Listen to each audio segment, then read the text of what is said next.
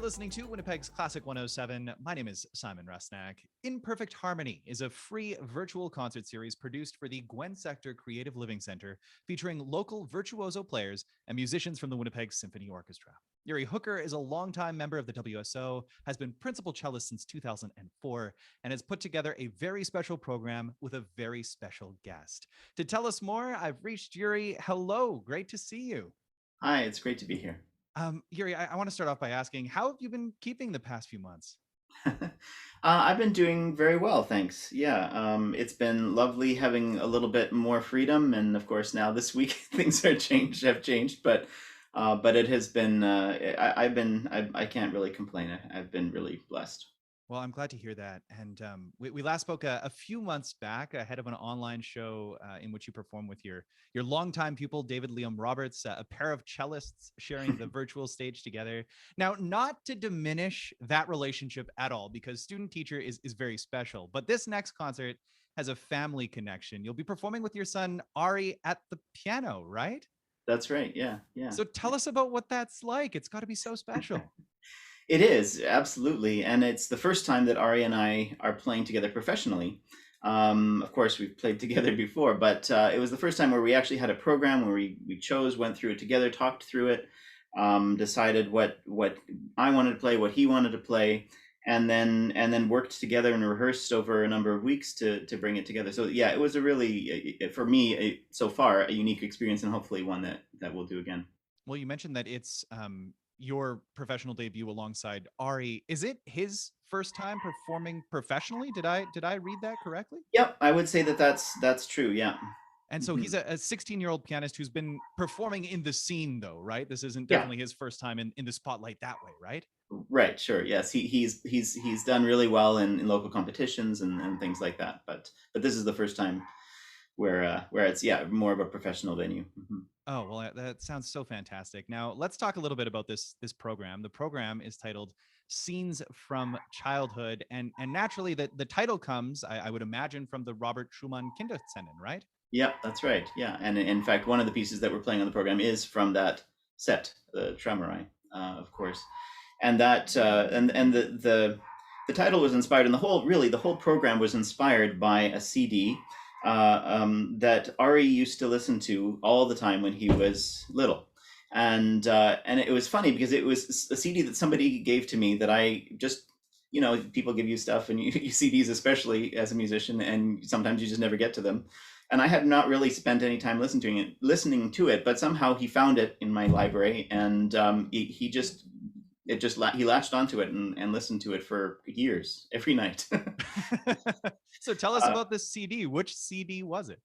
okay, so it's not a well-known CD of Casals, but it's an Axos CD that is a CD of transcriptions, of basically encores and transcriptions that Casals made, and it was recorded back in the 20s, so really quite early. Certainly not. It's really while he was in his prime, but most of the recordings we have of Casals are from a later time.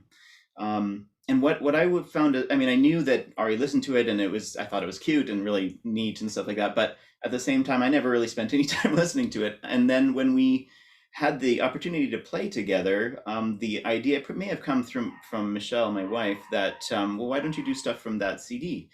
And so I started listening to it more carefully, and I was just astounded at the incredible music and artistry of Casals, but also just that much of this music is stuff that we don't play very often anymore.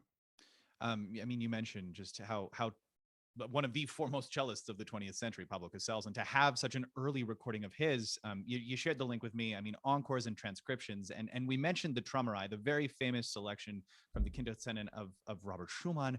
What else is on this CD? Mm.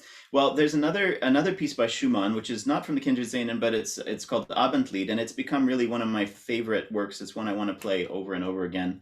So Evening Song. It's actually from a collection of piano four hands music by Schumann, a different collection, and it's so Abendlied. It's basically like a night prayer, and it is absolutely gorgeous, beautiful music, and not well known.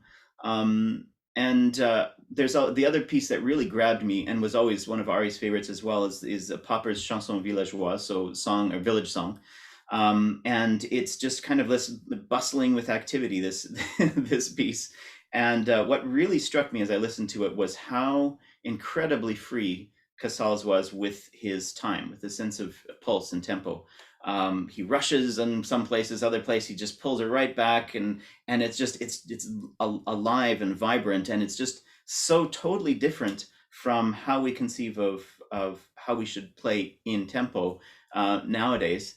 And it actually has inspired me to go back and listen to a bunch of old recordings and perceive listen to the shift that happened from the early 1900s through to about 1950, where things were pretty well solidified in what we expect nowadays. But in the 20s, it was like, I don't know, the Wild West in terms of recording, and it was really it's astounding and really inspiring to listen to for me.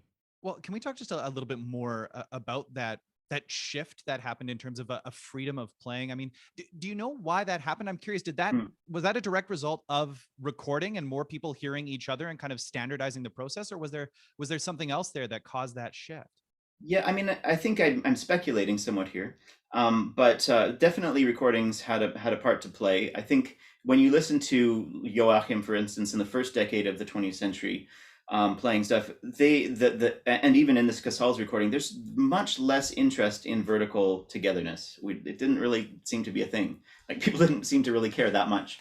And I think that probably after a couple of decades of recording, people felt like, it probably would sound better if we were playing more together. That's my guess. But I think that there's a couple of other things went into that, and I think probably the biggest is just a shift in the conception of time across the board, across our cultural expectations. And the effects of modernism in factories. I think modern factory work and standardization of things across the board, I'm sure, had a huge part to play in that.